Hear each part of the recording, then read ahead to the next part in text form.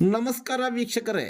ಉನ್ನತ ಶಿಕ್ಷಣ ಹಾಗೂ ಚಿಕ್ಕಬಳ್ಳಾಪುರ ಜಿಲ್ಲಾ ಉಸ್ತುವಾರಿ ಸಚಿವರಾದ ಡಾಕ್ಟರ್ ಎಂಸಿ ಸುಧಾಕರ್ ಅವರು ಅಂಬಾಜಿದುರ್ಗ ಹೋಬಳಿ ಮತ್ತು ಮುಂಗಾನಹಳ್ಳಿ ಹೋಬಳಿಯ ವಿವಿಧ ಗ್ರಾಮಗಳಲ್ಲಿ ಬರುವ ಚೆಕ್ ಡ್ಯಾಂ ಕಾಮಗಾರಿಗಳನ್ನು ಸ್ಥಳ ವೀಕ್ಷಣೆಗೆ ಆಗಮಿಸಿದಾಗ ಅಭಿಮಾನಿಗಳು ಹೃದಯಸ್ಪರ್ಶಿಯಾಗಿ ಸ್ವಾಗತಿಸಿದರು.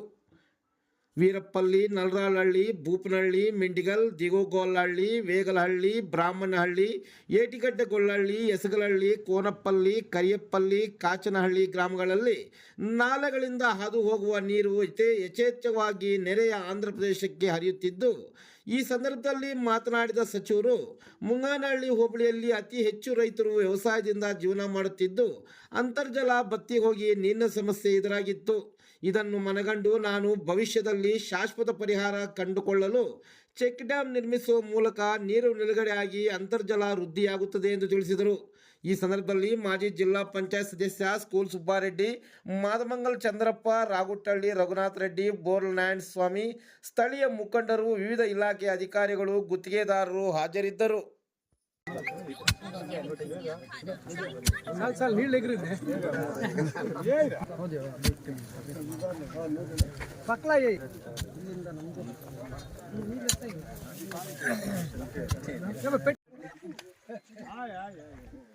బెడ్లకి సేల్లమ్మా అందుకోసం కాలు వద్దు క్లీన్గా ఉన్నాయి.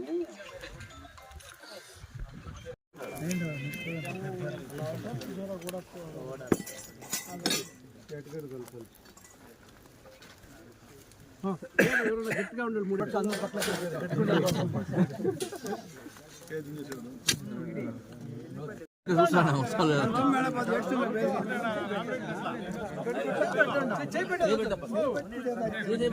ಸರ್ ಎಲ್ಲ ಇಲ್ಲಿ ನೋಡಿ.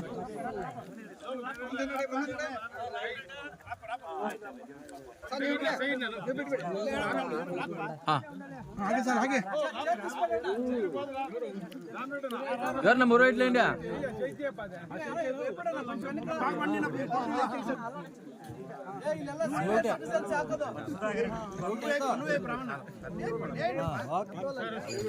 ಬನ್ನಿ ನೋಡಿ ಬನ್ನಿ ನೋಡಪ್ಪ.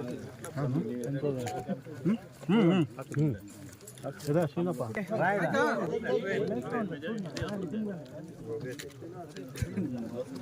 ಏನು ನೀವು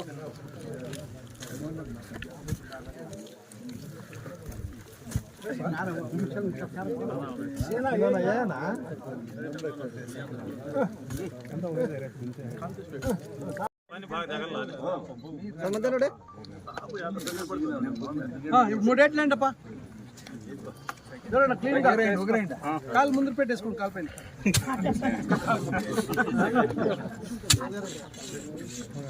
గడాలు రెండు నిమిషం ನಾವು ಯಾರು ಮಾತಾಡ್ಬಿಡಿ.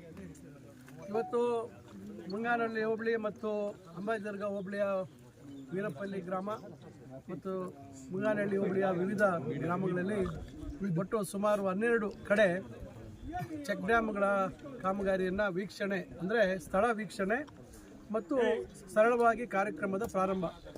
ಈಗಾಗಲೇ ಮಾನ್ಯ ಮುಖ್ಯಮಂತ್ರಿಗಳು ಕಳೆದ ವರ್ಷ ನವೆಂಬರ್ 24ನೇ ತಾರೀಕು ಶಿಡ್ಲಘಟ್ಟದಲ್ಲಿ ನಡೆದಂಥ ಸರ್ಕಾರಿ ಕಾರ್ಯಕ್ರಮದಲ್ಲಿ ಇದಕ್ಕೆ ಅಧಿಕೃತವಾಗಿ ಶಂಕುಸ್ಥಾಪನೆಯನ್ನು ನೆರವೇರಿಸಿದ್ದಾರೆ.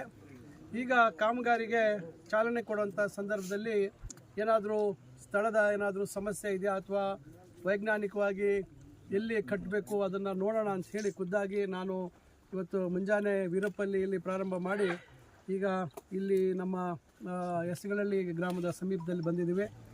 ಇದು ಭಾಳ ಒಂದು ಮಹತ್ತರವಾದಂಥ, ನನಗೆ ಭಾಳ ಮನಸ್ಸಿಗೆ ಸಂತೋಷವನ್ನು ಕೊಡ್ತಕ್ಕಂಥ ಕಾರ್ಯಕ್ರಮ. ಯಾಕಂದರೆ ನಾನು ಹಿಂದೆ ಸುಮಾರು ಒಂದು ವರ್ಷದಿಂದ ಹೇಳ್ಕೊಂಡು ಬರ್ತಾ ಇದ್ದೆ.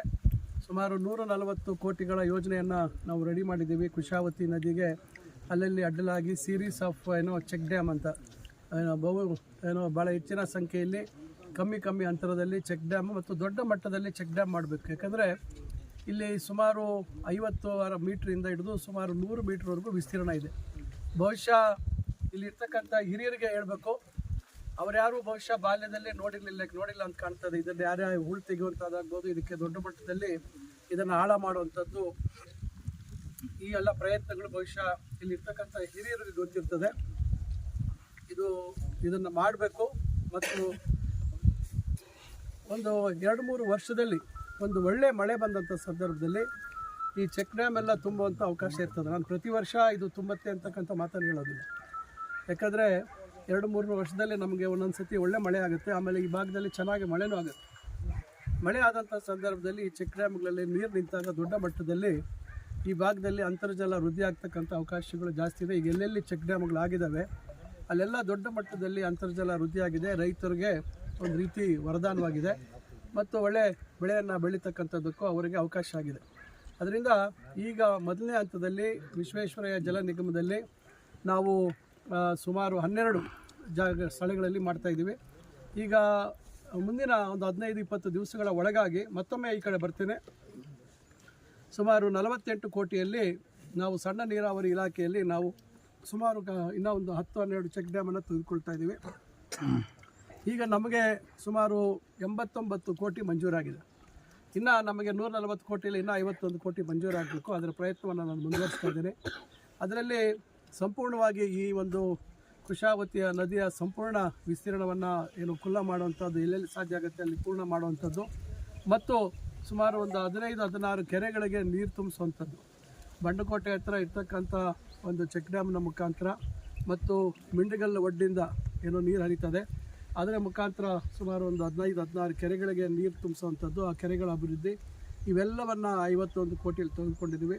ಒಟ್ಟಾರೆಯಾಗಿ ಇದು ಭಾಳ ದೊಡ್ಡ ಒಂದು ಕಾರ್ಯಕ್ರಮ.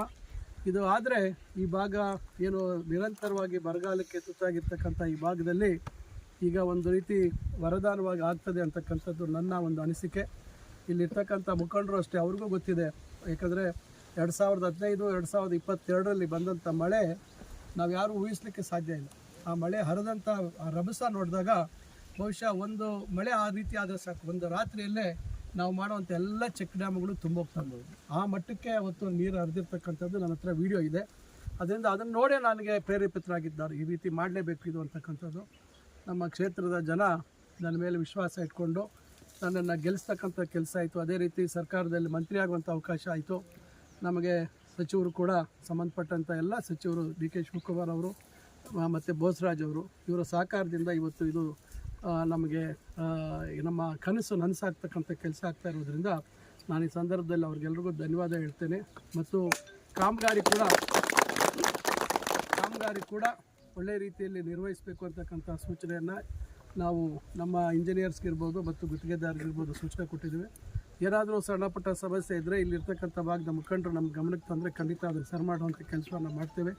ಅವ್ರಿಗೇನಾದರೂ ಇದರಿಂದ ಅನಾನುಕೂಲ ಆಗುವಂಥದ್ದು, ಅದಕ್ಕಿಂತ ಏನಾದರೂ ಅವರಿಗೆ ಸಹಾಯ ಆಗ್ತಕ್ಕಂಥದ್ದು ಏನಾದರೂ ಇದ್ದರೆ ಆ ಒಂದು ವಿನ್ಯಾಸದಲ್ಲಿ ಕೆಲವು ಮಾರ್ಪಾಡುಗಳನ್ನು ಕೂಡ ಮಾಡ್ಕೋಬೇಕು. ಯಾಕಂದರೆ ರೈತರಿಗೆ ಇಲ್ಲಿ ದೊಡ್ಡ ದೊಡ್ಡ ಚೆಕ್ ಡ್ಯಾಮ್ ಆದಂಥ ಸಂದರ್ಭದಲ್ಲಿ ಜಮೀನು ಈ ಕಡೆ ದಾಟಿ ಹೋಗುವಂಥ ಸಂದರ್ಭಗಳು ಬರ್ತವೆ. ಅದಕ್ಕೆ ಏನಾದರೂ ಸಹಕಾರ ಬೇಕಾಗ್ಬೋದು. ಮುಂದಿನ ದಿವಸದಲ್ಲಿ ನೀರು ನಿಂತುಬಿಟ್ರೆ ಬಹುಶಃ ಅದು ಸಮಸ್ಯೆ ನಮ್ಮ ಮುಂದೆ ಬರ್ತದೆ. ಯಾಕಂದರೆ ನೀರು ನಿಂತಿದೆ, ನಮಗೆ ಆ ಕಡೆ ದಾಟಕ್ಕಾಗ್ತಾ ಇಲ್ಲ ಅಂತಕ್ಕಂಥ ಸಮಸ್ಯೆ ಬರ್ತದೆ. ನೋಡೋಣ, ಈಗ ಮೊದಲು ಇದು ಈ ಹಂತದಲ್ಲಿ ಈ ಒಂದು ಕಾರ್ಯ ಆಗಲಿ, ಮುಂದೆ ಏನಾಗುತ್ತೆ ಅಂತಕ್ಕಂಥದ್ದು. ಒಟ್ಟಾರೆಯಾಗಿ ಇದು ನನಗೆ ಭಾಳ ಒಂದು ನನ್ನ ರಾಜಕೀಯ ಜೀವನದಲ್ಲಿ ಒಂದು ಹಲವಾರು ಕೆಲಸಗಳು ನನಗೆ ತೃಪ್ತಿ ತಂದಿದೆ. ಇದು ಭಾಳ ಹೆಚ್ಚಿನ ರೀತಿಯಲ್ಲಿ ನನಗೆ ಗ್ರಾಮೀಣ ಪ್ರದೇಶದಲ್ಲಿ ಈ ಭಾಗದ ಜನರಿಗೆ ಒಂದು ಒಳ್ಳೇದು ಮಾಡ್ತಾ ಇದ್ದೀನಿ ಅಂತಕ್ಕಂಥ ತೃಪ್ತಿ ನನಗಿದೆ. ಅದರ ಫಲ ಈ ಭಾಗದ ಜನ ಅದು ಆದಂಥ ನಂತರದಲ್ಲಿ ಬಹುಶಃ ಅದರ ಪ್ರಾಮುಖ್ಯತೆ ಗೊತ್ತಾಗ್ತಿದೆ ಅಂತ ನಾನು ಭಾವಿಸ್ತೇನೆ.